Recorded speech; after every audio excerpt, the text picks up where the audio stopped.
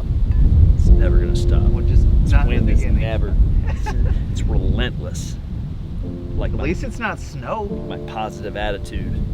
Hey team, Chef Eric here. Got a very fun recipe for you today and a fun method using the beef tenderloin. Okay, we're doing Lomo Al Trapo. I want to take you to Colombia for a very imaginative, elevated method. Unless we get blown away first. Yeah, you know, sometimes you just gotta play the wind, you know? Yeah, it's a lot of fun. Let's get into it. Here we go. Step one, get a large cotton kitchen towel, put it in a bowl, some butcher's twine, and an agreeable red wine. We're gonna use half this bottle. We're gonna marinate this towel for 30 minutes. You wanna make sure that towel soaks up all those tannins, that beautiful red wine. And that's where we go on to phase two of this and put our seasonings in the towel. So we're gonna let that rest. Just let it drink up all that red wine. It's been 30 minutes and our cloth is looking nice and marinated. Now we just wanna get it to the point where it's barely dripping. And look at this. Dude, it's so cool. All right, so we're gonna lay the towel right here. So we're gonna form a kind of a cast with this salt.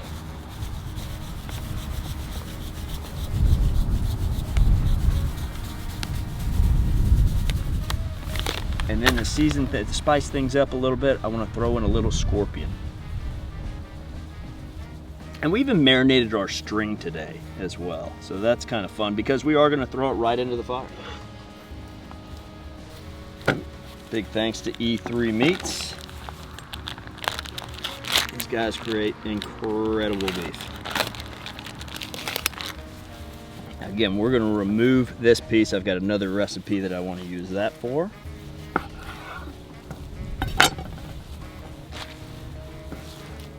Take this tail piece, notice how it's a lot thicker here. We're gonna take this tail piece and fold it over so we have an even thickness all the way through. Look at the marbling in that. And that's the tenderloin. That's generations of just laying down genetics. I mean, that's selective breeding. That's cool stuff. All right, so we're gonna go right on top and let's roll just a little bit. We want a really thick crust here. Before we finish, I'm going to go ahead and tuck in the end pieces. And now we're going to finish our roll. So we are salt encrusted in a red wine marinated cotton cloth. Now we have to truss it. We're not gonna do the standard butcher's truss. We're gonna do individual knots on this, just in case, you know, if we did the butcher's truss, if one piece is burnt through, then the whole thing would kind of unravel. So we wanna do every 4 inches or so, go ahead and tie a knot. We want all the knots to be on the same side of the wrap. Beauty. So simple and yet so exciting. We've got a salt crust all the way around with some of our scorpion rub, and we've got our red wine marinated cloth and strings. Now we've got to check out our grill and make sure we've got a rip-roaring bed of coals. Let's take a look.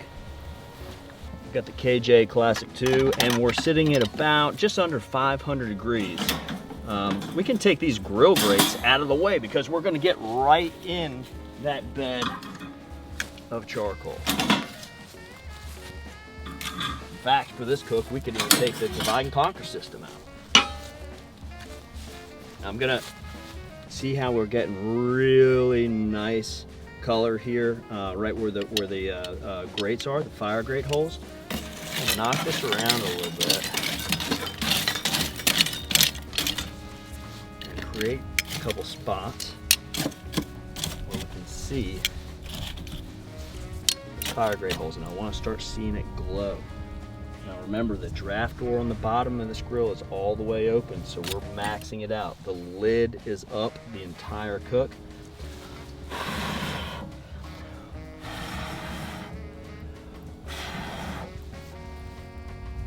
that is a screaming hot bed of coals. Now all that's left to do, and this is kind of nerve-wracking, I'll be honest with you.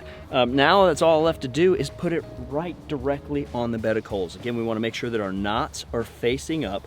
We're going to lay this in the bed of coals and we're going to leave it on there for about 9 to 10 minutes. Here we go. Don't be surprised if some of the coals end up burning through the cloth. We're protected by that salt layer all the way around it. It's going to form kind of a cast. The beauty of this method is the fact that we're steaming that tenderloin with all that salt on the outside.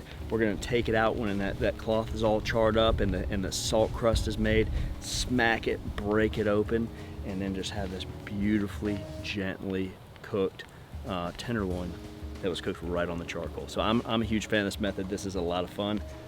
I better start looking at my clock and making sure we're not overcooking this thing.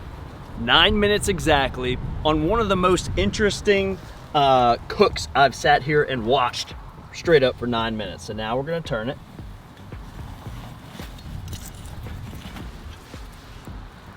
I don't wanna agitate it too much. So we're gonna wait another 9 minutes. We'll take an internal temperature in the center. We're looking for that 125 area. We'll bring it out, let it rest, crack it open, and check out our Lomo Al Trapo. All right, it's been another 9 minutes. So that's 9 minutes on each side. We're getting, check this out, we're getting so much char going on. I am so excited. This is gonna be Christmas come early, but we gotta let it rest for a couple minutes. Let's get it out of the grill, hopefully in one piece. Wow. So awesome. And you wouldn't believe the red wine aromas coming off right now. Look, we busted through the side over here.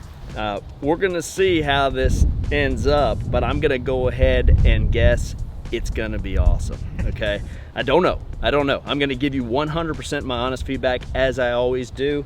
You know, part of these cooking videos is celebrating things that worked, complete transparency on things that didn't. I'm super excited about this right now. Even though it kind of looks like a train wreck, it's supposed to look like a train wreck. So this is good stuff. So we said let it rest for 2 minutes. For 2? Yeah, I know. We said 2, I think, earlier in the video. So I just want to reiterate, we let it rest for more than 2 minutes, you know. I get so excited. I get ahead of myself. The wind is still picking this thing up. So let's jump in and see what we've got. And it has absolutely burnt through here on the side. I mean, this is awesome. Even caramelization all the way around.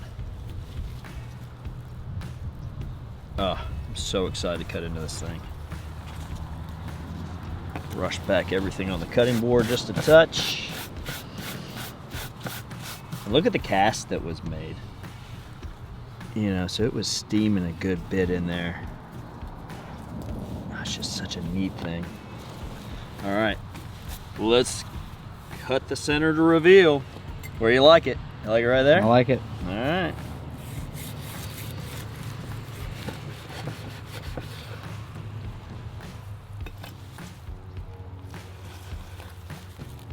Bullseye. That's just a lot of fun. You know, in a time where we're kind of limited on where we can go, I think perhaps food is a good medium for us to explore different places, different cultures, different methodologies, and to be interacting with the live charcoal and have this baby right in there the whole time, protected by that salt and the red wine marinated towel. Just super, super cool. And the leftovers. Yeah, look at the carnage. Look at the carnage, you know? I mean, if you can't see it over here, but the towel's still on fire, you know? We got some good smoke coming off the top here. So you gotta watch out for that, right? Don't just throw it in the by the wayside. But let's slice this baby. And I think for me, that's really nice. You can go more rare if you wanted to. I can go ahead and tell you right now, this tapered piece is gonna be a little more cooked than this right here, but that's money in the bank. I mean, that's just stunning. And I think to do this for your friends and family, there's a wow factor there. This is super fun. And let's go ahead and slice into it and give it the old taste test. Look at that bark. And it's just so tender. I mean, it was steamed at first, and then as it burned through, we got, I mean, look at that crust. That's not burnt. Look how tender that is. Wow. And this is kind of a best of both worlds method for beef tenderloin. Here we go. That scorpion rub just sings. It comes right through. You get a lot of red wine? I get a little red wine. You know what I don't get? This burnt towel. You know, I don't. No, I really don't. The red wine comes through a little bit, and I think if you want to take it a step further and bridge the red wine that you soaked the towel in with the red wine that you're drinking at the table, it's gonna be the perfect pair because you cooked with it. You know. Folks, I implore you, keep on exploring, keep playing with your food, keep having fun, keep elevating your grill game. Just go for it, folks. And let me know in the comment section down below if you would try Lomo Al Trapo. Okay, folks? If you enjoyed this, don't forget to subscribe, like, and do leave us a comment because I'll read every single one of them and I love to comment back. And if I can be a resource to you, please let me know. From our backyard to yours, cheers and happy grilling.